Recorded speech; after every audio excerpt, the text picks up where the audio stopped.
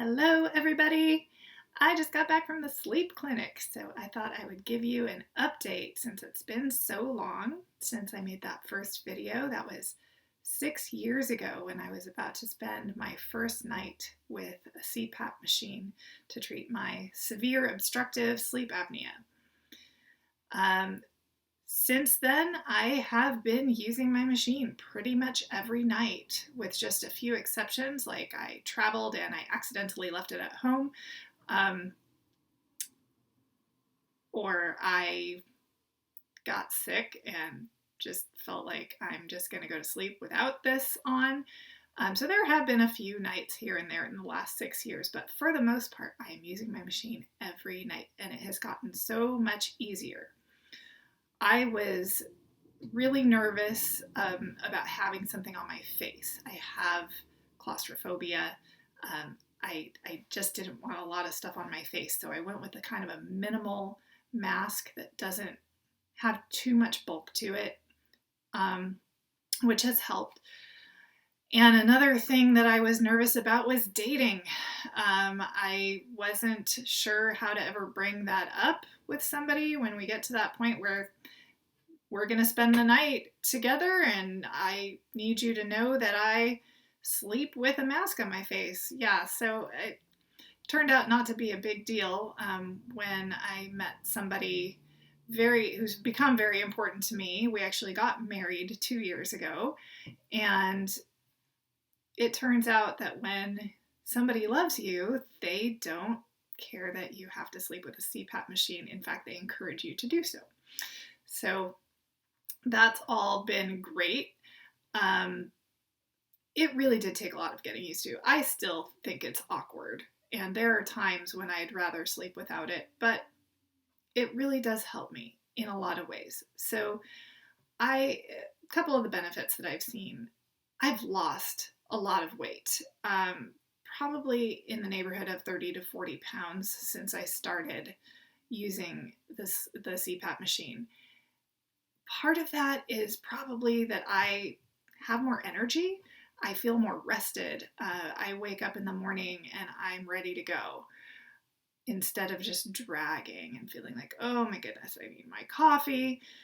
I still like my caffeine, but I don't need as much of it to get going in the morning. I am just more ready to take a walk or jump out of my chair and do something in the middle of the day. So I'm burning more calories, I think.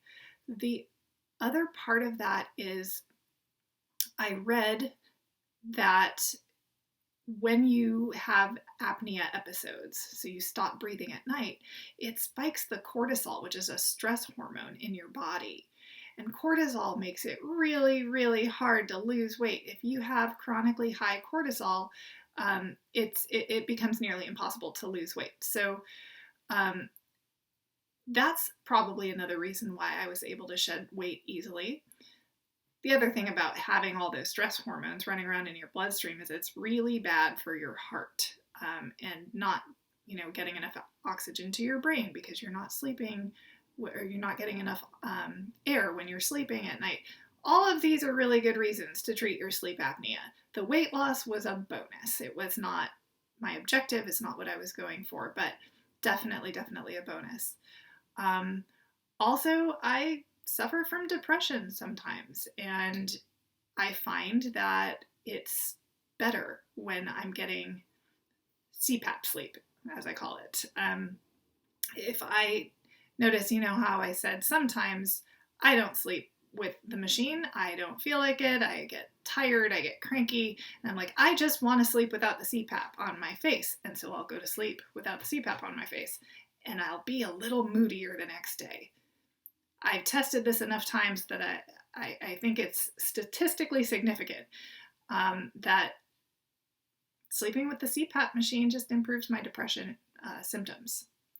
About a year ago, I got a new CPAP machine. The one in the original video is, and some of you have asked in the comments, a Philips Respironics System 1. This one has the humidifier chamber on it. The one in the original video was the test machine, and it did not have the humidifier. The humidifier is fantastic for keeping your sinuses more comfortable and hydrated. I have a problem with that. I have sinus issues, allergies, so I just really like having my humidifier on my machine. The new machine is a ResMed AirSense 10. Also with the humidifier chamber, which is really easy to remove. And every day you want to remove it, dump out the water, put it upside down and let it air dry somewhere.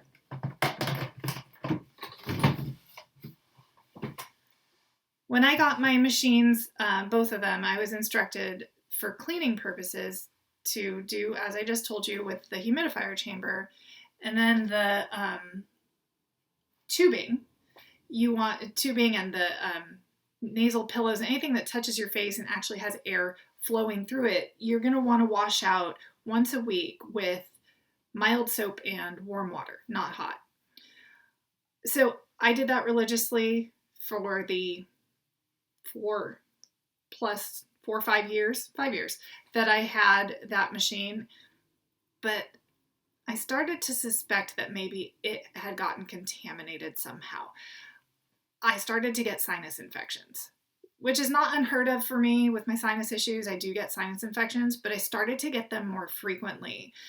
And I couldn't really figure out why. So I went to the sleep clinic at my medical provider, brought them the machine and said, hey, I suspect that I might have a dirty machine.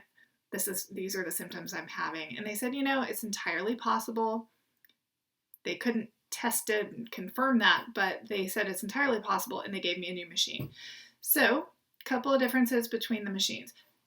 And the Philips machine worked just fine for controlling my sleep apnea. I found it to be quiet, as I showed you in the first video, and it worked just fine. The new machine, couple of things are different.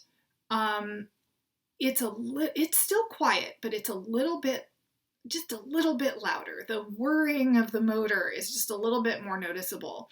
And when you turn it off, like when you wake up in the morning and you turn it off, the motor stays on for 30 minutes.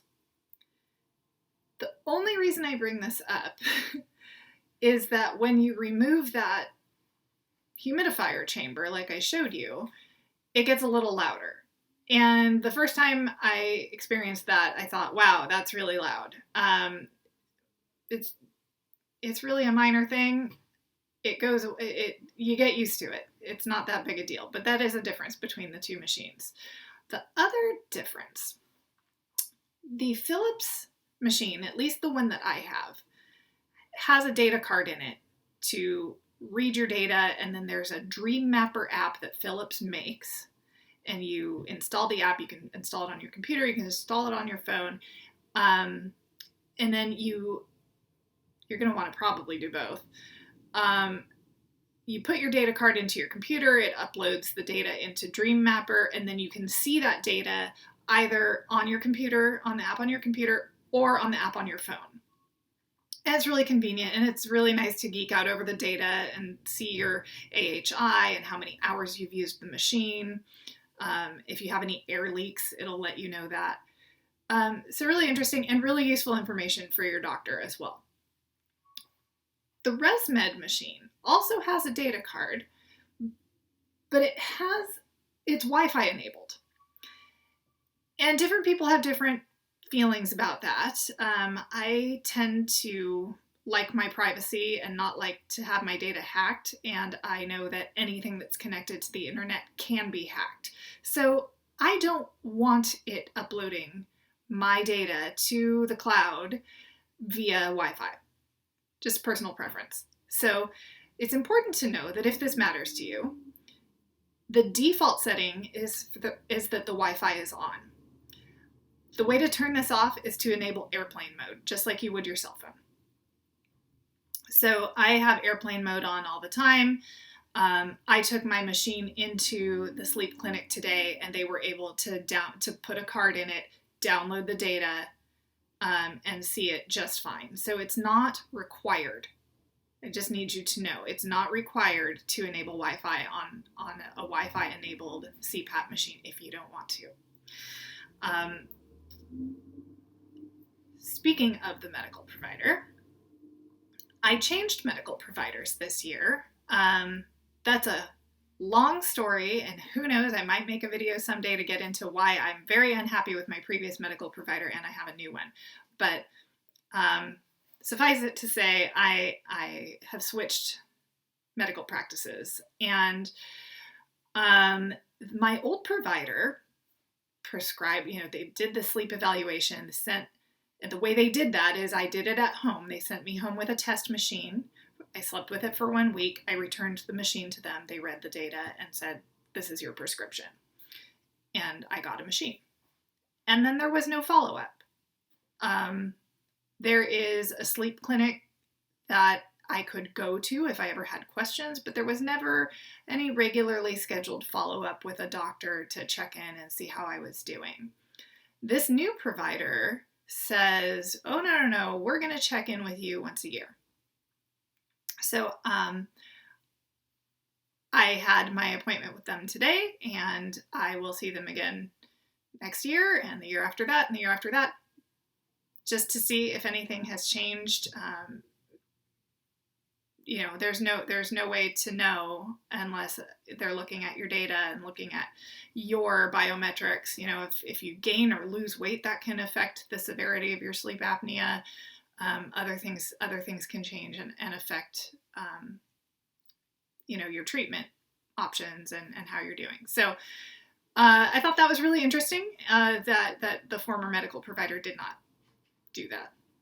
One thing I mentioned at the appointment today is that I never really was never really given a reason for why I have sleep apnea. I know that some people in the comments on the first video implied that it's because I was overweight. I really appreciate that. Thank you very much. But no, that's not the reason. Yes, I was a little bit overweight, but not morbidly obese. And even if I were, that might not be the reason for my sleep apnea. So it's not always a weight issue. That's another thing that's important to know. I've probably had this my whole life, and I was a thin, athletic kid. The doctor examined me and said, "It's your face." So I have resting sleep apnea face. What does this mean? This means that I have a small mouth, crowded teeth, just small features. I have a small nasal passage, narrow throat, and all of these things that are genetic that there's nothing I can do about. There's no surgery that they can do to remove tonsils or adenoids. I mean, they could remove those things, but there's no need to, and it probably wouldn't help. So I'm born this way. So I'm a person who requires sleep apnea treatment and probably will continue to require sleep apnea treatment with CPAP, regardless of my weight. Just going to need it my whole life. So yeah, it's not my weight. Well, let's go to some of your questions and comments. Let's see if I can answer some things for you. Fabius Fierce wants to know, did I have to go to the doctor first and they prescribed it to me, or did I buy it for myself? Personally, I went to the doctor and had a sleep study done. A word on sleep studies. There's a couple different ways that they're done. In my case, I got to take a machine home and sleep with it at home and then bring it back to the doctor's office, and they prescribed a machine for me based on the data.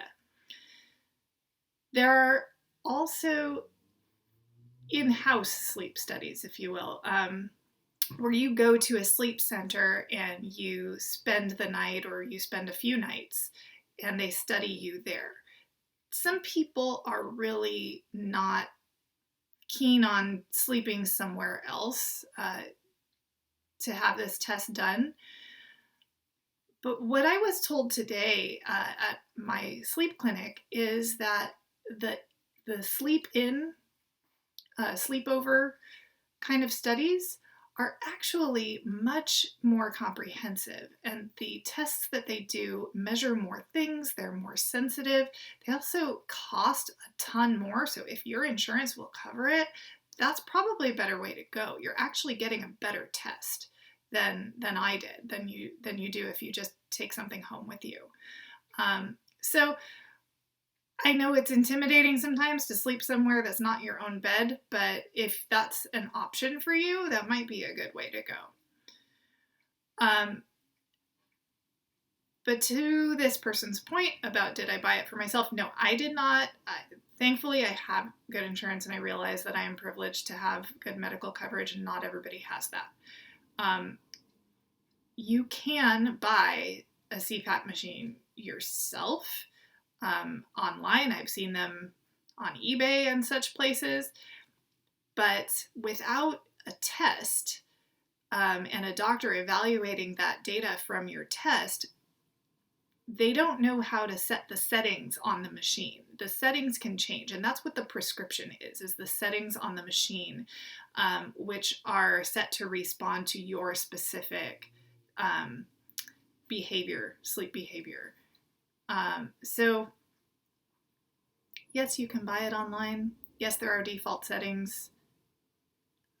I can't really advocate for doing that, because personally I think that you should have a doctor, a medical professional weighing in on what the settings should be for you. It's a very individual thing.